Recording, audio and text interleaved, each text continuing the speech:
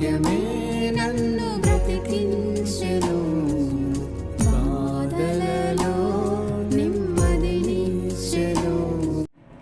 అనుదిన ఆత్మీయమన్న కార్యక్రమానికి మీ అందరినీ ప్రేమపూర్వకంగా ఆహ్వానిస్తున్నాం. ఈ దినము ఆంధ్ర క్రైస్తవ కీర్తనల పుస్తకం నుంచి 454 పాట పాడుకుందాం.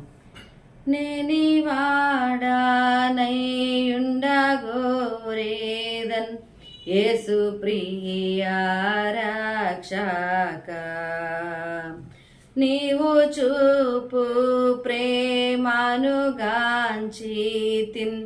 నన్ను చేర్చు నీదరిన్, నన్ను చేర్చు చేర్చు చేర్చు రక్షక, నీవు పడ్డ సిల్వాకున్, నన్ను చేర్చు చేర్చు చేర్చు రక్షక,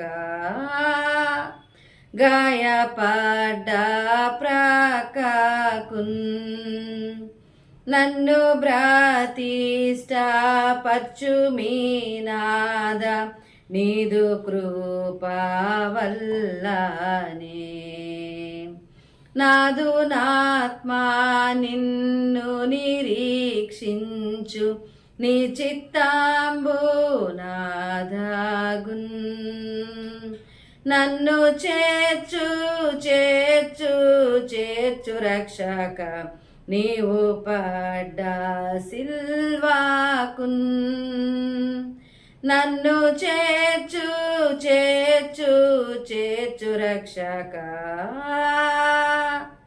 గాయపడ్డ ప్రక్కకున్, నీదు సన్నిధిలోని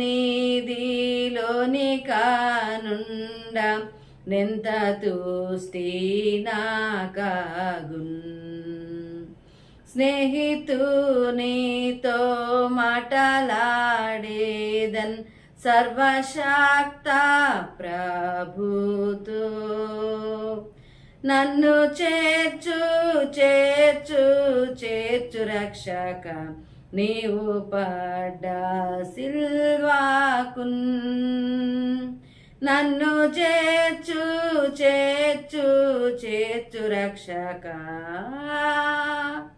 గాయపడ్డ ప్రక్కకున్, నీదు దివ్య ప్రేమాతిశయము ఇహ బుద్ధి కందదు, పరమాందున దాని శ్రేష్టత నేనను భావించేదన్, నన్ను చేర్చు చేర్చు చేర్చు రక్షక, నీవు పడ్డ సిల్వాకున్, నన్ను చేర్చు చేర్చు చేర్చు రక్షక, గాయపడ్డ ప్రక్కకున్. క్రీస్తునందు ప్రియమైన దేవుని బిడ్డలారా, మరొక నూతనమైన దినము దేవుడు అనుగ్రహిస్తూ ఉన్న అనుదినాత్మీయమన్న భుజించడానికి దేవుడు చూపిస్తున్న కృపను బట్టి దేవాది దేవునికి కృతజ్ఞతాస్తుతులు తెలియజేసుకుంటూ ఉన్నాను. సమయంలో మలాకి గ్రంథంలో నుండి 7 ప్రాముఖ్యమైన ప్రశ్నలు ఉన్నాయని, ఒక్కొక్క ప్రశ్న ద్వారా మనము కొన్ని పాఠములు నేర్చుకునే అవకాశం ఉందనే మనం దానిని ధ్యానం చేస్తూ ఉన్నాం. ఇప్పటి వరకు 4 ప్రశ్నలను మనం ధ్యానం చేసుకున్నాం. ఈరోజు 5వ ప్రశ్నను మనము ధ్యానం చేసుకుందాం.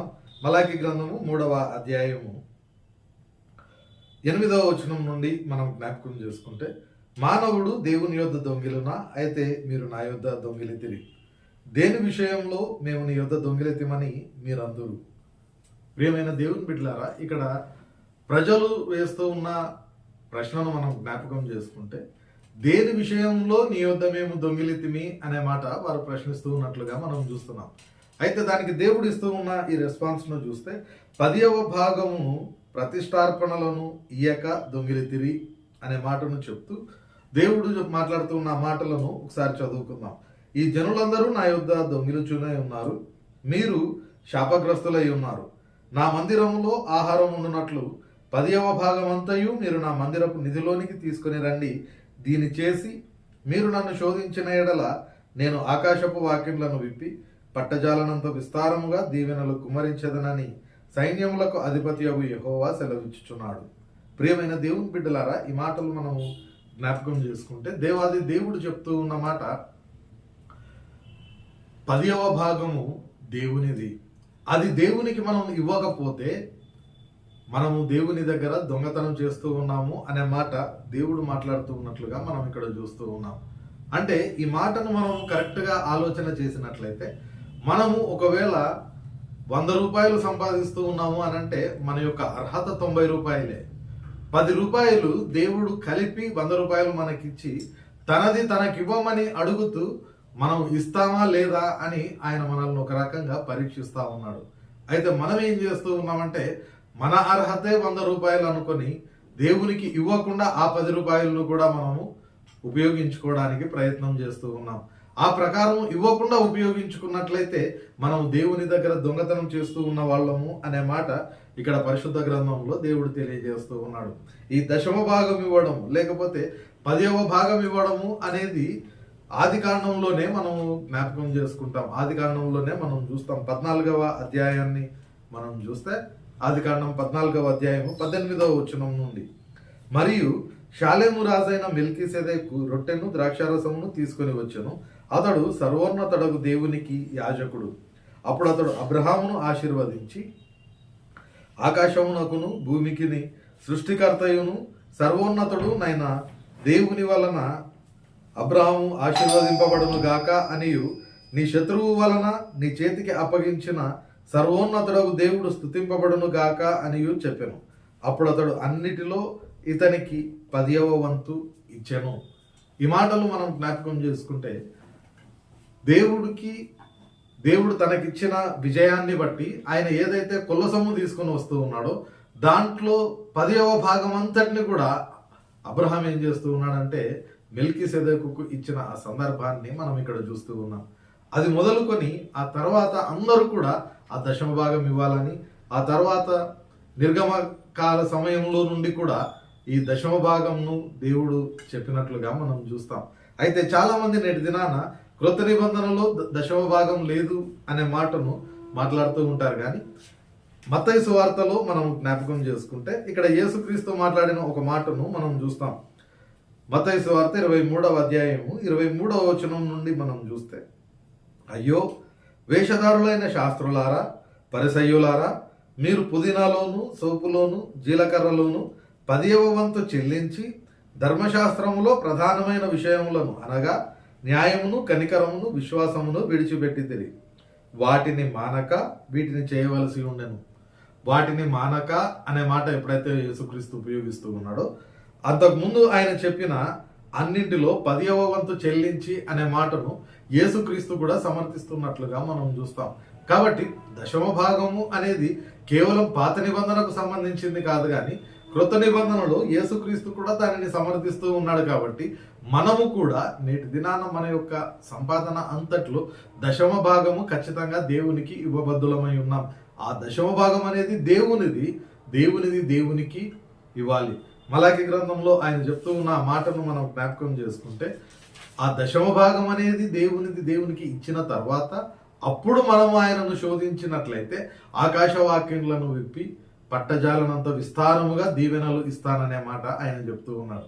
అయితే మనం ఏం చేస్తామంటే ఆయనకు ఇవ్వడం మరచిపోయి, లేదంటే ఇవ్వాలని తెలిసి ఇవ్వకుండా కూడా ఆశీర్వాదాలు ఇస్తానన్నాడు అని ఆ ఒక్క మాటను మనం పట్టుకొని దేవునిని శోధించడానికి ప్రయత్నం చేస్తూ ఉంటాం.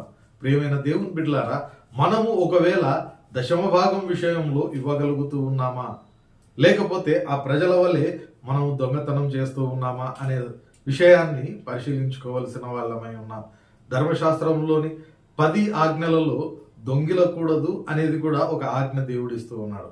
అది మన పొరుగు వారి దగ్గరే దొంగిలకూడదని దేవుడు చెప్తూ ఉన్నప్పుడు మనము దేవుని దగ్గరనే దొంగతనం చేస్తూ ఉన్నాము అనంటే మన యొక్క ఆత్మీయ పరిస్థితి ఏ విధంగా ఉందో మనము ఆలోచన చేయవచ్చు.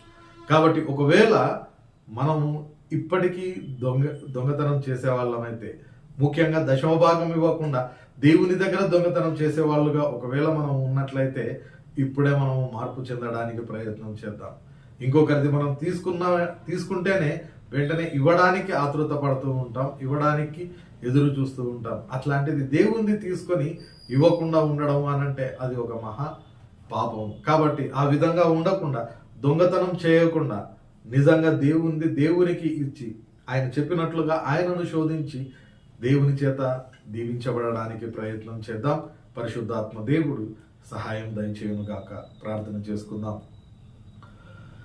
పరిశుద్ధుడైన దేవా, ప్రేమ గల మా తండ్రి, నేటి దినాన మరొక పర్యాయము నీవు మాతో మాట్లాడి ప్రభా మా నిజ స్థితిని మేము అర్థం చేసుకోవడానికి మీరు చూపించిన కృపను బట్టి నీకు వందనాలు. ప్రభా, నీవు మాకు అనుగ్రహించిన సమస్తంలో 10% నీదని మాకు జ్ఞాపకం చేసి ఉన్నావు. నీది నీకు ఇవ్వాలని ప్రభా ఆజ్ఞాపించి ఉన్నావు. మరి మేము ఇవ్వనట్లయితే నీ దగ్గర దొంగతనం చేసేవాళ్ళమని ప్రభా మాతో మాట్లాడిన విధానమును బట్టి నీకు వందనాలు. మమ్మల్ని మేము పరీక్షించుకొని ప్రభా, ఒకవేళ మేము 10% ఇవ్వకుండా దొంగతనం చేసేవాళ్ళుగా ఉన్నట్లయితే దయతో మమ్మల్ని మన్నించుమని వేడుకుంటూ మరొక పర్యాయము ఇటు పాపము మేము చేయకుండానట్లు నీ కృప దయచేయమని, నేటి మా పరిపాటల్లో ప్రయాణాల్లో కృప చూపించి కాచి కాపాడి నేటి దిన దీవెనలతో మమ్మల్ని నింపి నిశ్చితమైతే ప్రభా రేపటి దినాన మరొక పర్యాయం నీవు అనుగ్రహించే ఈ ఆత్మీయమన్నాను భుజించు కృపను మాకు దయచేయమని యేసు నామమున ప్రార్థిస్తున్నాం తండ్రి.